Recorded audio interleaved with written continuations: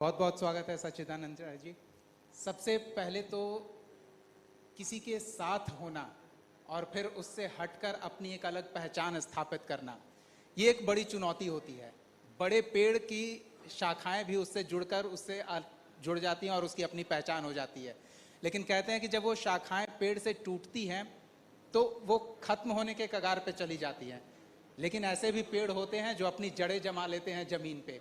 तो वो किस तरह से चुनौती थी और उसका आपने कैसे सामना किया?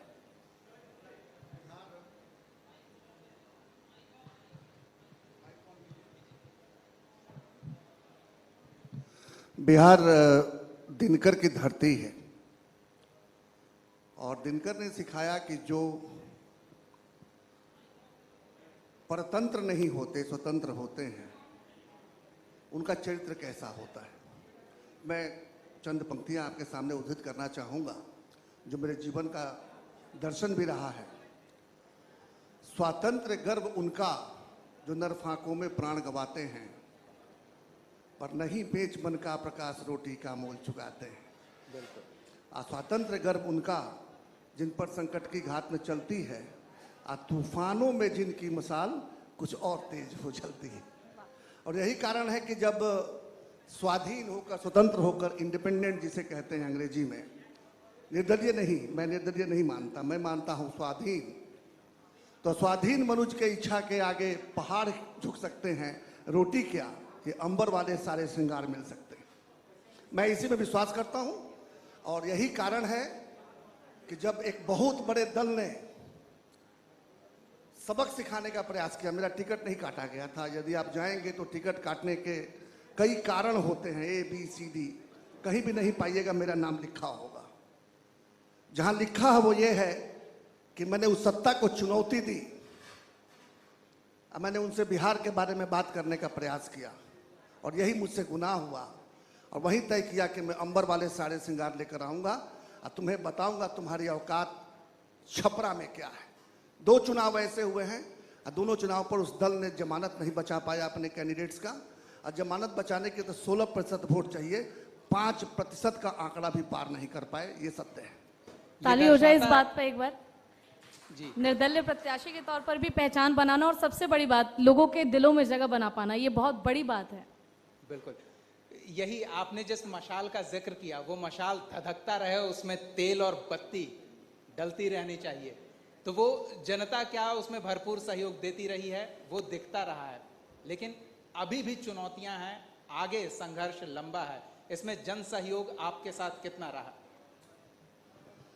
देखिए, एक ऐसा मंच है जिसका मैं एक तरह से चाहूं तो इस्तेमाल कर सकता हूं अपनी बात पहुंचाने के लिए। इन दिनों बिहार में एक अभियान की चर्चा है जिसे जन सुराज अभियान कहते हैं, जिसके प्रणेता प्रशांत किशोर जी हैं। अब मैं उनके साथ जुड़ने वालों में सबसे पहले जो कुछ लोग जुड़े होंगे, मैं जनप्रतिनिधि की बात नहीं कर रहा, जनप्रतिनिधि तो मैं शायद अभी तक अकेला हूं, लेकिन मैं साधारण जनता की बात कर रहा हूं। जुड़ने वालों में से मैं सबसे पहले लोगों में से एक हूं और उसका मुख्य कारण ये था, ऐसा नहीं था कि मेरे पास विकल्प नहीं है। बड़े बड़े दल, राष्ट्रीय स्तर के भी और क्षेत्रीय दल भी, उनके तरफ से प्रलोभन है। लेकिन मैंने देखा कि यदि मैं भी, मेरा परिचय ठीक से नहीं दिया जा सका, मुझे एक अमीर के रूप में परिचय दिया गया, ये मुझे अच्छा नहीं लगता है। बिल्कुल, आप खुद दीजिए। हाँ, मैं परिचय ये दूंगा कि गांव के मिट्टी में प्राइमरी शिक्षा महुआ के पेड़ के नीचे के करने के बाद वहाँ से मैंने IIT खड़गपुर तक की यात्रा तय की है। ये मेरा असली परिचय है। इसके बाद तो बाकी चीज़ें आती चली जाती हैं। लेकिन वो सब छोड़कर, जिस धन वैभव की बात कर रहे हैं वो भी अगर छोड़कर, आज हम गांव की गलियों में घूम रहे हैं और ये धूप और बरसात और जाड़ा ये सब सहन कर रहे हैं। प्रशांत जी तो एक तपस्या कर रहे हैं, प्रशांत जी से मैं तुलना नहीं कर सकता अपने प्रयास की। लेकिन जो प्रयास मैं कर रहा हूँ उसके सामने एक पद, एक विधानसभा या विधान परिषद या संसद की सदस्यता, उसके सामने बहुत मौनी है, बहुत छोटी है। राजनीति में आने का मुख्य कारण और शायद अंतिम दिन तक वही कारण रहेगा कि यदि मेरे प्रयास से बिहार में थोड़ा भी परिवर्तन हुआ, पॉजिटिव परिवर्तन तो हो रहे हैं, लगातार ह्रास हो रहा है।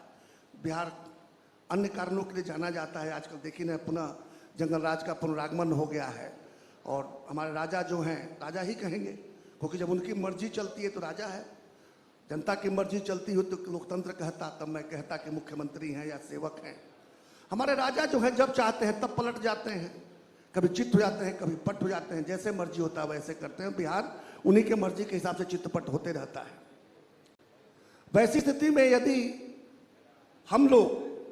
मैं तो उतना युवा नहीं रहा, लेकिन अपने आप को युवा में ही गिनता हूं, क्योंकि युवा एक सोच है। ये युवा सोच वाले लोग यदि बिहार के बारे में ये मान लेंगे कि नहीं, अब तो कुछ खास नहीं किया जा सकता, बिहार जितना नीचे गिर गया है, जहां चला गया है, उस पायदान से ऊपर उठाना अब कठिन है।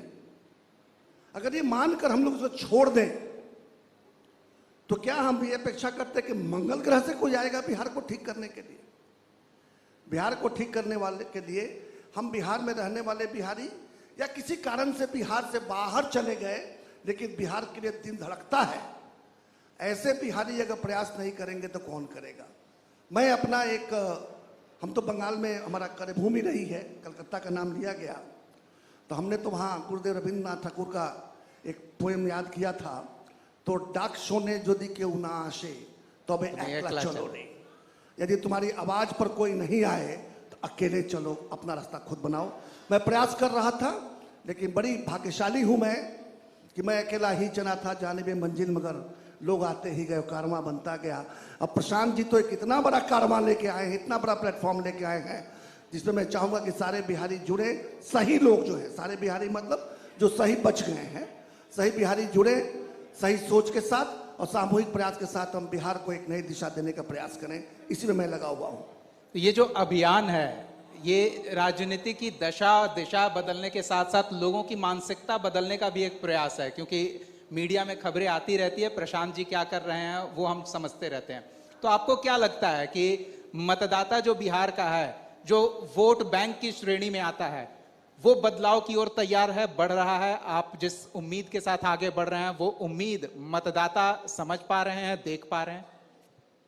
बिहार की गाथा बड़ी गौरवशाली रही है, इतिहास बड़ा ही, मैंने कभी कभी बिहारी होने पर घमंड हो जाता है कि हम उसी बिहार में जन्म लिए जिस बिहार में गौतम बुद्ध, महावीर, गुरु गोविंद सिंह, और आगे चलिए तो चाणक्य, मैंने बीच की बात नहीं कर रहा हूँ, आगे पीछे मिलाकर कह रहा हूँ, चाणक्य, चंद्रगुप्त मौर्य और सम्राट अशोक जैसे लोगों ने जहाँ पर जन्म लिया था या जहाँ जो कर्म क्षेत्र चुना था, नालंदा विश्वविद्यालय जैसा, विक्रमशिला विश्वविद्यालय जैसा पहले विश्व के पहले विश्वविद्यालय स्थापित हुए थे, और विदेशों से लोग ज्ञान पाने यहाँ आया करते थे।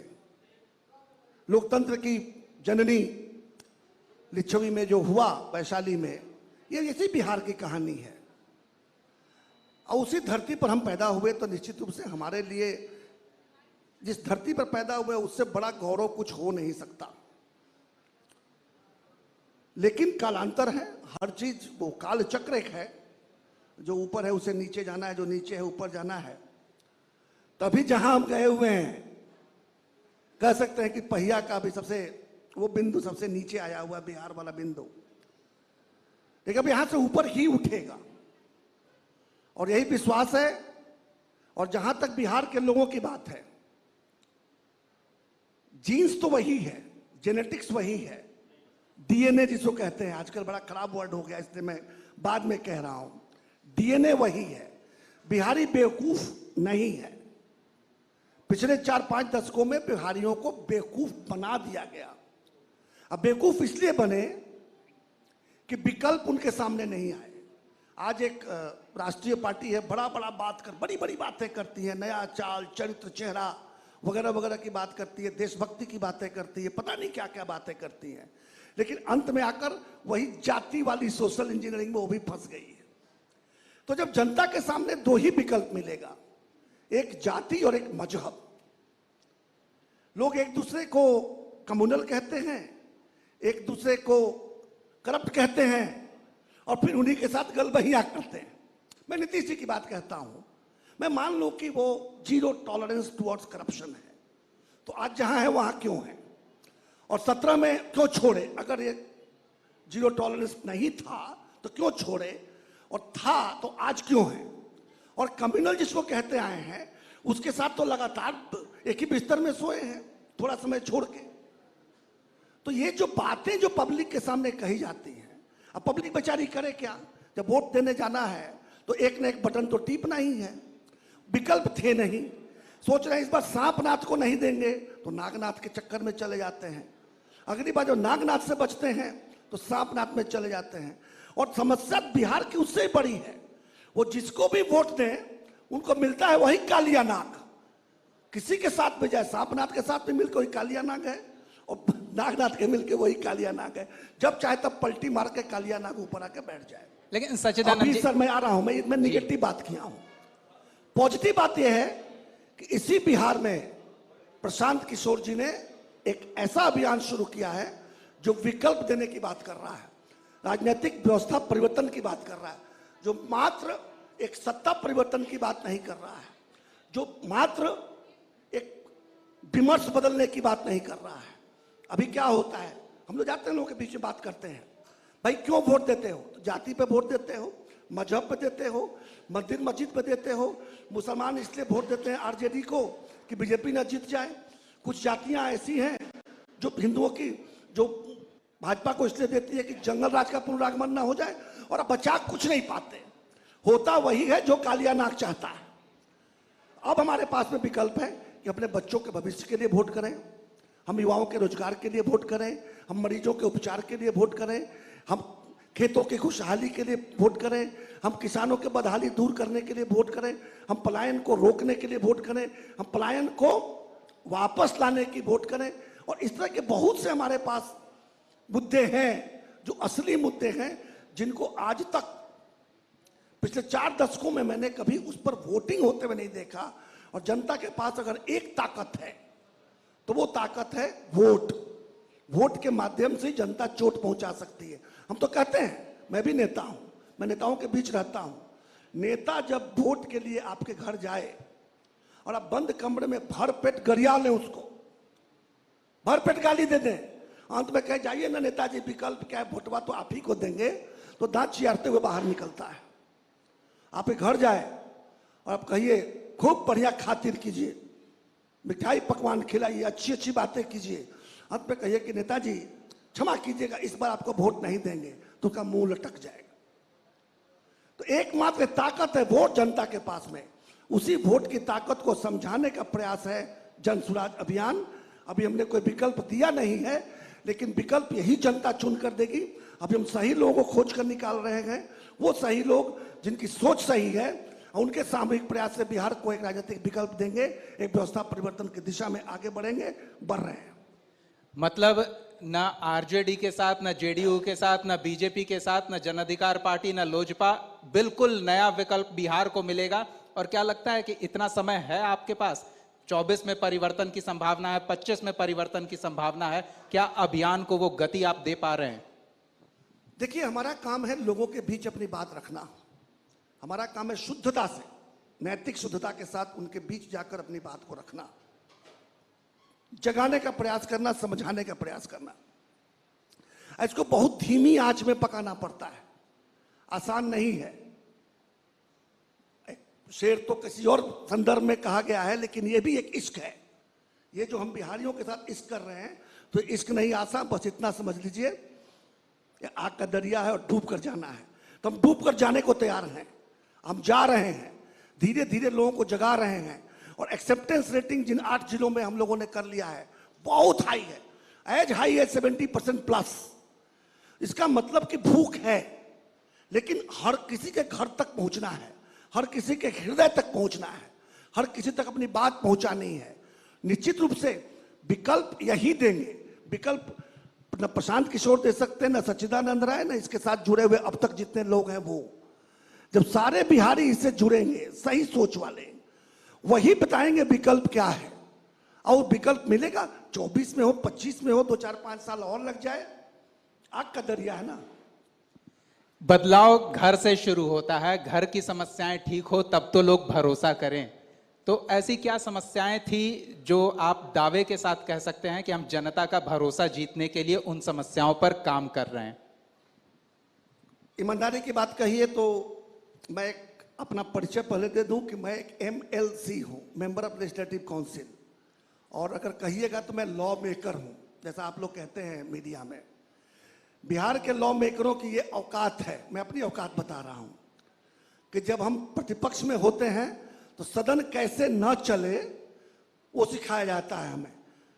हल्ला करो, गुल्ला करो, प्ले कार्ड लेके उतरो, नहीं तो बेल में जाके हल्ला करो, इतना हालत खराब कर दो कि स्पीकर साहब, अध्यक्ष जी जो है वो सदन को मुलतवी कर दे, बर्खास्त कर दे, और फिर जाके बाहर मीडिया के सामने गला फाड़ फाड़ कर बातें करो। ये होता है विपक्ष में एक सदस्य का कार्य।